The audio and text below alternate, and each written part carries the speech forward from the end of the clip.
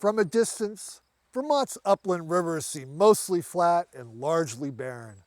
But don a mask and snorkel and take a closer look, and you'll discover an underwater world of deep boulder-studded pools and sparkling riffles that teems with aquatic life.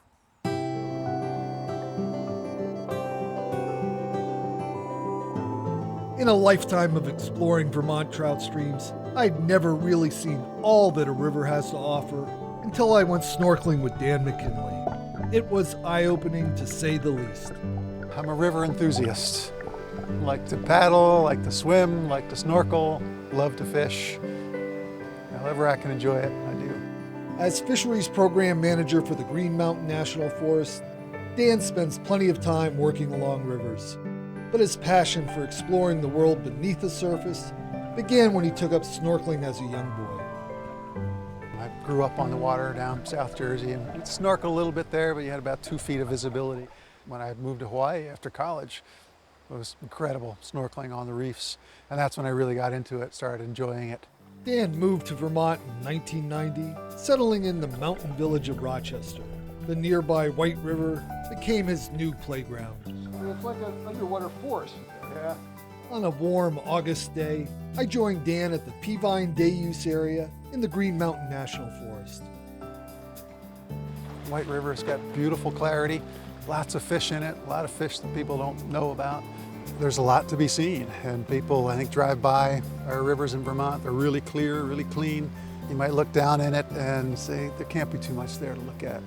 But you put your mask on and you look in there, and it's full of life, all kinds of stuff. Where we were snorkeling today, we came upon this big root that was in the stream, and we looked up into it, and there was some light coming through, and there must have been 200 or 300 black-nosed dace swimming in amongst that root. And it was just beautiful. The light was on them, they were shimmering, they were darting back and forth. It was like being in a tropical environment. It was so alive and vibrant. Dan is constantly turning over stones and peeking into dark crevices as he snorkels his way upstream. Some of my friends, fishermen that I go snorkeling with, were often looking for those trout pools, and it's almost like scouting for deer. You want to see where they are, what time of the year, and be able to go back after them. When I go in and I'm looking for those trout, but I'm also seeing some other neat stuff. And one of the neat things we saw today was the tessellated darter. And it's a small little fish that most people would call a minnow. And it's got these big pectoral fins that props itself up on the bottom, and it's got just a small little tail, and it just sits there waiting for food to come by. Neat little fish, not real common. Most people don't even know it's in the river or wouldn't know where to look for it, but that's something that I'm always scanning the stream bottom for when I'm snorkeling. There's a lot of life in there, and if you're looking for all of it, it's pretty exciting.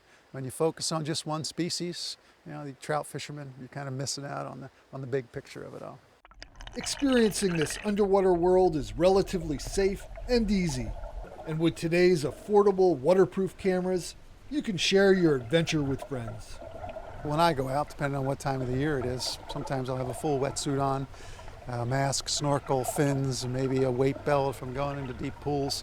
You don't need all that stuff. A little cheap mask from the department store and a snorkel, and you can put your face into a couple feet of water and see lots of stuff. You get into these calm and mellow pools, it's really beautiful, and it's pretty easy. Great thing for kids to be able to see what's in their river. After spending an hour at Peavine, we decided to check out another section of the White. The first pool we slid into had a tiny mountain stream flowing into it, and its icy cold water provided a well-oxygenated refuge for lots of big, beautiful brown and rainbow trout, along with several large suckers. Almost all of the trout looked to be at least 16 inches or longer. That was pretty exciting. There were some big fish in there. A lot of big fish, trout, and the suckers are big. The suckers are big, big brown trout, big beautiful rainbows. Yeah. Now, what kind of suckers were those? Are those white suckers? Those are white suckers? Yeah, I think they're probably white suckers. And why the concentration here? Is it just one cold tributary brook coming in? I think that tributary we hit down at the bottom where you saw them stacked up, I think that's where they are right now this time of year. Water's low, we've had some hot temperatures. Right. Yeah, I don't know how many different fish we saw. 15 different fish. And big fish. Yeah, now different than down at Peavine, I didn't see any yearling size fish in here. They Right, were all big fish. All All big big fish. Even down at the tributary and in the shallow where we first went in. Right. All big fish. This is a beautiful section of It water. is nice. No question about it. Yeah. And again, you know, to me, I mean, even as a fisherman, I look at this right here. It's clear water, you know, pretty, but I see it as sort of two-dimensional, not, you know, you wouldn't think of it as sort of full of life. Yeah. You put Yeah. a mask on, you float through, and holy smokes, what do you Yeah. see? Yeah, pretty neat. Well, I'm looking forward to floating back through. Go back in, Because a we'll go lot of back them, slowly. they turned on me and then went scooting Yeah. back downstream. They Yeah. wanted to get back into Yeah, that spot. and I caught glimpses of them as they were zipping by. Right. Nice though, fun. Sneaking up on large trout and other fish was indeed great fun and more than a little addictive. The urge to free dive along the bottom with the fish we found was almost uncontrollable. While snorkeling rivers will never become as popular as hiking or bird watching, it provides a unique perspective on one of Vermont's signature features. And for river rats like Dan, it never gets old. When you get down in there, you really see the topography of the river bottom. And you notice that the whole river is sort of divided up into little pieces of habitat that the fish are all sharing and taking their territories from. So it's really neat to be down in there and kind of peeking around a rock and seeing what's next around the next corner. It's like going down a trail, wondering what's going to be around the next corner. You keep going up river and wondering what you're going to see. It's always a surprise, always fun.